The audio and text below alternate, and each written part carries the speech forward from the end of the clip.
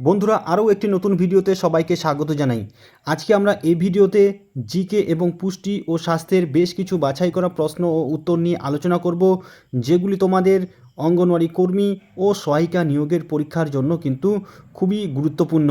আজকে যে সমস্ত প্রশ্ন এবং উত্তরগুলি নিয়ে আলোচনা করব সেই টাইপের প্রশ্নই কিন্তু তোমরা অঙ্গনওয়াড়ি কর্মী ও সহায়িকা নিয়োগের পরীক্ষায় অবশ্যই কিন্তু কমন পাবে। তাই ভিডিওটি খুবই স্পেশাল হতে চলেছে, শুরু থেকে শেষ পর্যন্ত অবশ্যই মনোযোগ সহকারে দেখবে। তো বন্ধুরা দেখো, আজকের যে প্রথম প্রশ্নটি রয়েছে সেটি কি, দেখো ওজোন স্তরের ক্ষয় মুখ্যত যার কারণে ঘটে। ওজোন স্তরের ক্ষয় মুখ্যত যার কারণে ঘটে সেটি কি।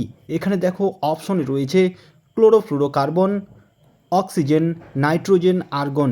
তাহলে এখানে কোন অপশনটি সঠিক হবে? ওজোন স্তরের ক্ষয় মুখ্যত কোনটির কারণে ঘটে? এখানে বন্ধুরা অপশন এ ক্লোরোফ্লুরোকার্বন হবে সঠিক উত্তর। ওজোন স্তরের ক্ষয় মুখ্যত যার কারণে ঘটে সেটি হলো ক্লোরোফ্লুরোকার্বন বা সিএফসি। তাহলে অপশন এ হবে এখানে সঠিক উত্তর। এর পাশাপাশি এই সিএফসি এর পুরো নাম কিন্তু অবশ্যই মনে রাখা দরকার। সিএফসি এর পুরো নাম কি, এই প্রশ্নটি কিন্তু অনেক কম্পিটিটিভ এক্সামে আসে। তো সিএফসি এর পুরো নাম কি? সিএফসি এর পুরো নাম হলো ক্লোরোফ্লুরোকার্বন, এবং এই ক্লোরোফ্লুরোকার্বন ওজোন স্তরের ক্ষয় ঘটায়। এর পরের প্রশ্নটি দেখো, ডাব্লিউডাব্লিউ এর পুরো নাম কি? ডাব্লিউডাব্লিউ এর পুরো নাম কি?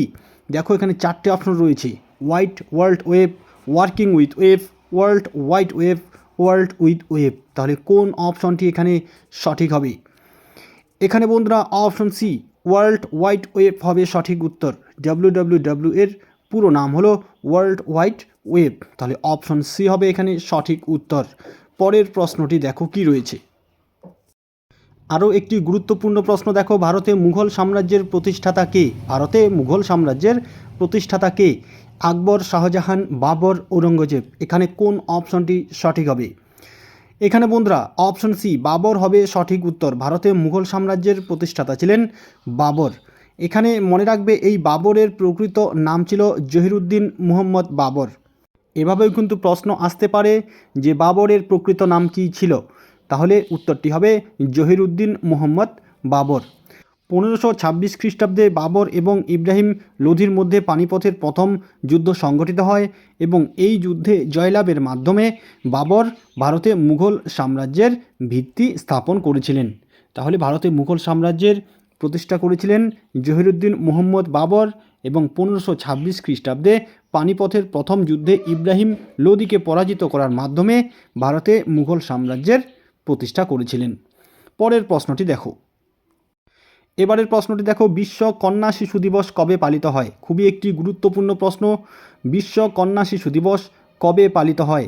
11ই অক্টোবর, 15ই নভেম্বর, 11ই সেপ্টেম্বর, 21শে অক্টোবর। তাহলে এখানে কোন অপশনটি সঠিক হবে? এখানে বন্ধুরা অপশন এ 11ই অক্টোবর হবে সঠিক উত্তর। 11ই অক্টোবর দিনটিতে বিশ্ব কন্যা শিশু দিবস হিসেবে পালন করা হয়। তাহলে অপশন এ হবে এখানে সঠিক উত্তর। এবারের প্রশ্নটি দেখো বন্ধুরা, খুবই একটি গুরুত্বপূর্ণ প্রশ্ন। অযোধ্যা কোন নদীর তীরে অবস্থিত?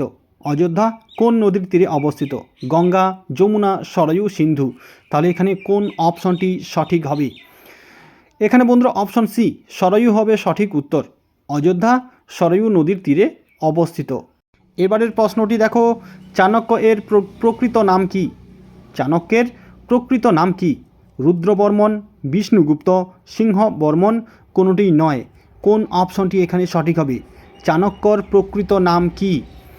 এখানে বন্ধুরা অপশন বি বিষ্ণুগুপ্ত হবে সঠিক উত্তর। চাণক্যর প্রকৃত নাম ছিল বিষ্ণুগুপ্ত। এই চাণক্যের আরেকটি নাম ছিল, সেটি হলো কৌটিল্য। আমরা অনেকেই কিন্তু কৌটিল্য নামে চিনি। এই চাণক্য বা কৌটিল্য ছিলেন চন্দ্রগুপ্ত মৌর্যের একজন মন্ত্রী। নন্দ রাজা ধননন্দকে পরাজিত করে চন্দ্রগুপ্ত মৌর্য সিংহাসনে আরোহণ করেন। এই ক্ষেত্রে কিন্তু চাণক্য বা কৌটিল্যের অবদান ছিল অনস্বীকার্য। এবং এই চাণক্য বা কৌটিল্যের একটি বিখ্যাত গ্রন্থের নাম হলো অর্থশাস্ত্র। একটি বিখ্যাত গ্রন্থ। এই অর্থশাস্ত্র গ্রন্থ থেকে আমরা চন্দ্রগুপ্ত মৌর্যের রাজত্বকাল সম্পর্কে জানতে পারি। পরের প্রশ্নটি দেখো, এবারের প্রশ্নটি হলো, কোন মুঘল সম্রাট জিন্দাপির নামে পরিচিত ছিলেন? হুমায়ুন, জাহাঙ্গীর, ঔরঙ্গজেব, আকবর। এখানে কোন অপশনটি সঠিক হবে? কোন মুঘল সম্রাট জিন্দাপির নামে পরিচিত ছিলেন? এখানে বন্ধুরা অপশন সি ঔরঙ্গজেব হবে সঠিক উত্তর। মুঘল সম্রাট ঔরঙ্গজেব জিন্দাপির নামে পরিচিত ছিলেন।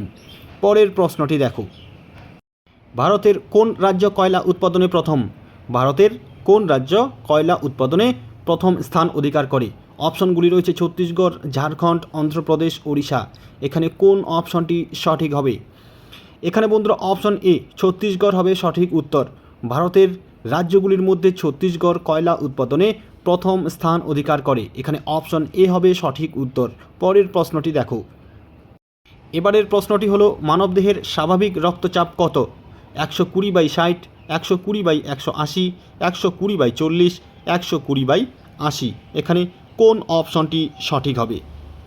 এখানে বন্ধুরা অপশন ডি 120/80 হবে সঠিক উত্তর।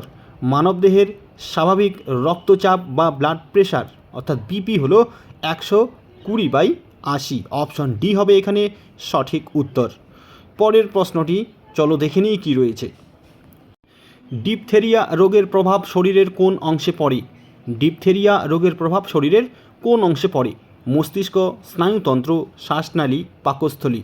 এখানে কোন অপশনটি সঠিক হবে? এখানে বন্ধুরা অপশন সি শ্বাসনালী হবে সঠিক উত্তর। ডিপথেরিয়া রোগের প্রভাব শরীরের শ্বাসনালী যে রয়েছে সেই শ্বাসনালীতে ডিপথেরিয়া রোগের প্রভাব পড়ে। তাহলে অপশন সি হবে এখানে সঠিক উত্তর।